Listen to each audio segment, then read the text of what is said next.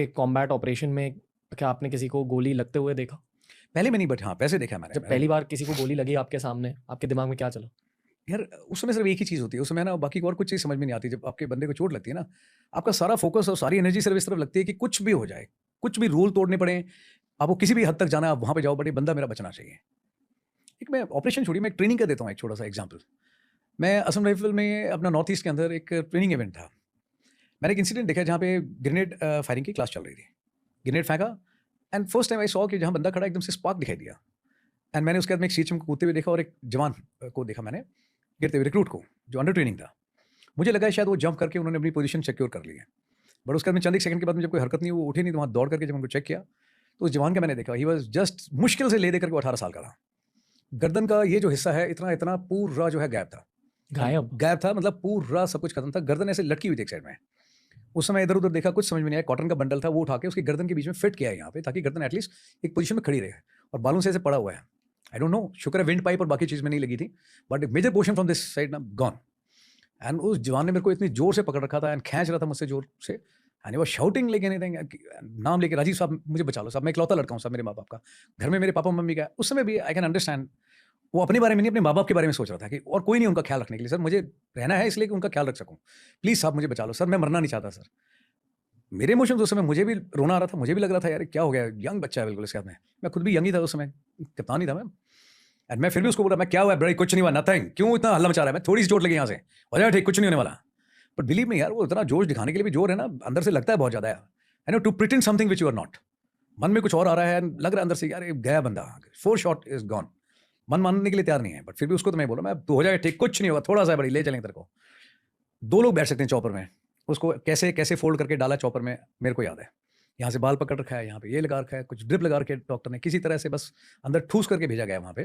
Doctor को उसके साथ बिठाया एंड मैंने साथ में गाड़ी चलानी शुरू करी। वहाँ से नागालैंड पहुँचे, जहाँ क्लोज़ेस्ट हॉस्पिटल था, लेकर के गए। कॉन्फ्रेंस चल रही थी, डॉक्टर से बोला कॉन्फ्रेंस है। वहाँ जाके मैं अंदर गया, मैं कॉन्फ्रेंस गई तेल लेने के लिए। बंदा चेक करो। Doctors were also very responsive. उन्होंने देखा कि पता नहीं था, तब तक बता दिया लोगों ने कि कैज़ुअल्टी आ रही है। उन्होंने ट्रीट किया, 2 दिन ट्रीटमेंट में रखा उस बच्चे को। बहुत कोशिश करी। Best possible effort done by doctors, team, everyone. नहीं बचा। इवन मोस्ट डिफिकल्ट, उससे ज़्यादा मुश्किल टाइम 2 दिन के बाद था, जब उसके पेरेंट्स की टिकट बुक कराई, उनको अभी तक पता भी नहीं था कि बच्चा नहीं रहा। उनको एयरपोर्ट पे रिसीव करने के लिए मैं गया, जवान की ट्रेनिंग कर रहा था वहाँ। उसके पेरेंट्स आए, मैंने उनके पैरों को हाथ लगाया, उनको रिसीव किया। आँख से पता लगना चाहिए था उनको, बट वहाँ भी मजबूती से खड़ा रहा। मैं, कैसे हैं आप? दिक्कत तो नहीं हुई रास्ते में? बोला वो बच्चा, मैं आइए लेके चलते हैं। वहाँ लेकर के गए, उसके बाद में फादर को अलग किया, मदर को अलग किया, और उसके बाद में ऑब्वियसली लेडीज़ शायद है ना, सस्टेन नहीं कर पाती उतना प्रेशर। उनको बताया कि मैं ऐसे-ऐसे हुआ है, ठीक है? And that was the time which was a emotional breakdown for me also. You know, जो हो गया मेरी आँखों के सामने, वो तो चलो, मैं उसको हौसला दिलाने के चक्कर में खुद को बड़ा मजबूत रखा। बट एक फादर को एक यंग बच्चा, इकलौता बच्चा जाते हुए देख के है ना, वो वहीं पे घुटनों में बैठ गए वो। उनमें जान ही नहीं बची थी। बड़ी मुश्किल से उनको खड़ा करा, बिठाया, फिर उनको समझाया कि अपनी वाइफ़ को भी कैसे बताना है। फिर वो देखना चाहते थे बच्चे को। अब क्या दिखाएँगे कि इसके नीचे सब गायब है पूरा, तो मैं फेस नहीं देख सकते आप। ठीक है, मदर को मना किया गया कि फौजी कुछ नॉर्म्स हैं, समझाया उनको, ये वो, फादर को दिखाया, बट वेरी डिफिकल्ट। रात को 4 बजे भी ऐसा हुआ है कि जहाँ पे एक फ़ोन आता है और वो कहता है कि sir CO so and so are passed away in the operation. अब ये 24 घंटे बजता रहता है मेरा phone, because I was in such a branch जहाँ पे we were dealing with operation. कहीं पे भी हो रहा हो, इट वाज़ थ्रू अस। अब हर बारी जितनी बार फ़ोन बजता है, कितनी बार लोगों को डर लगता है फ़ोन, जनता वॉलंटरली पूरे दिन भर फ़ोन में उँगली करती है। I was one of those guys, मैं हमेशा सोचता था कि मेरा फ़ोन ना बजे तो बहुत अच्छा है ना? बिकॉज़ वो हमेशा रहता है मन में, फ़ोन बजेगा तो वो बोलेगा साहब ये कैज़ुअल्टी, चॉपर चाहिए, एक बंदा गया, एक और गया, एंड इट हैपेंस, रूटीन है ये। आप आरआर में देखिए, जैन के में, नॉर्थ ईस्ट, हर रोज़ एक बंदा किसी घर से जाता है। इट्स वेरी पेनफुल, है ना? अपने बंदे को देखना। इमेजिन 4 बजे आप किसी के घर में जाते हो and you have to tell, आपको ये घर में बताना है उनको कि so and so, colonel so and so और major so and so is no more. आसान नहीं है। फिर भी हिम्मत करके गए घर पे, नॉक किया 4 बजे। उस लेडी की आप हालत सोचो, जिसको आदत नहीं है कि भाई 4 बजे मेरे घर की कोई बेल बजाएगा, बट आज अचानक से बजती है। उनको ये भी पता है कि काउंटर इंसर्जेंसी और काउंटर टेररिज्म ऑपरेशन इलाके में मेरे हस्बैंड कमांड कर रहे हैं और ऐसा-सा माहौल है। 4 बजे घंटी बजने के साथ-साथ मन में 10 तरह के ना ख्याल आते हैं, और सही आते हैं कि घंटी अच्छी नहीं बजी, 4 बजे बजा, कुछ हुआ है। It is not the normal routine. जब सामने खड़ा हुआ एक फौजी ऑफिसर दिखाई दे और उसकी शक्ल में लिखा होता है साफ-साफ कि है ना, ये कोई अच्छी बात बताने के लिए नहीं आया है यहाँ पे, तो उसी समय हाव-भाव चेंज हो जाते हैं पूरी बॉडी के। बोलने की ज़रूरत नहीं पड़ती है। सब ठीक है? बड़ी रो करके मायूस आवाज़ में पूछा उन्होंने लेडी ने, होप ऑल वेल?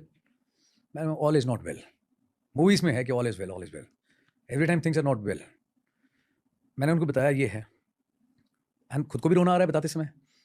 एंड वहाँ पे व्हेन यू सी लेडी, मैंने कहा मैम ऐसे से हुआ है, उनका कोई रिएक्शन नहीं था. शी वेंट इनसाइड, अपनी बेटी को उठाया, उसके हेयर कॉम्ब करने लगी and she was just behaving very normal. I knew कि she lost senses at all. उसके बाद में वो बॉडी वहाँ लेकर के आई जाती है. रिचुअल्स में लेडी को भी वहाँ पे लेकर के आए. शी वाज नॉट एबल, वो खड़े होने की हिम्मत में नहीं थी. उनको इंजेक्शंस दे करके with the help of nursing उनको वहाँ पे खड़ा रखा है. She that she can also be part of the rituals. वहाँ पे लेकर के आए. उसके बाद में व्हेन डेड बॉडी को घर भेजा जाता है पेरेंट्स के पास में, लेडी को भी साथ में भेजना है, बट सिडेशन दे करके भेजा है, एटलीस्ट वो सफ़र ठीक ठाक कर लें घर तक का. उस हालत में भी नहीं ठीक से बैठ सकें. बच्चे छोटे छोटे हैं. कहना बड़ा आसान है, लोग है ना 2 दिन लगाते हैं व्हाट्सएप पे स्टेटस मैसेजेस फॉरवर्ड करते हैं कि ओके जिंदाबाद, शहीद, नमन and all that. RIP RIP RIP, बहुत बड़ी फद्दू अंग्रेजी है, रिप. किसी के घर से कोई बंदा जाता है ना, उसकी भरपाई लाइफ लॉन्ग नहीं हो सकती कभी भी. लोग एक बार करके अपनी आहुति देके सब कर देते हैं धन्यवाद. उसके बाद कितने लोग पूछते हैं 4 दिन के बाद में, 1 महीने बाद कितने लोग जानते हैं, कितनों को पता है उनके बच्चों को क्या हुआ, व्हाट आर दे डूइंग, कोई दिक्कत आ रही है नहीं आ रही है. फौज है, यूनिट है, वो तो फिर भी अपने तरीके से संभालते हैं, बट वैसे आस पड़ोस से कितने लोग आते हैं, आई डाउट. सो आसान नहीं है यार. Um,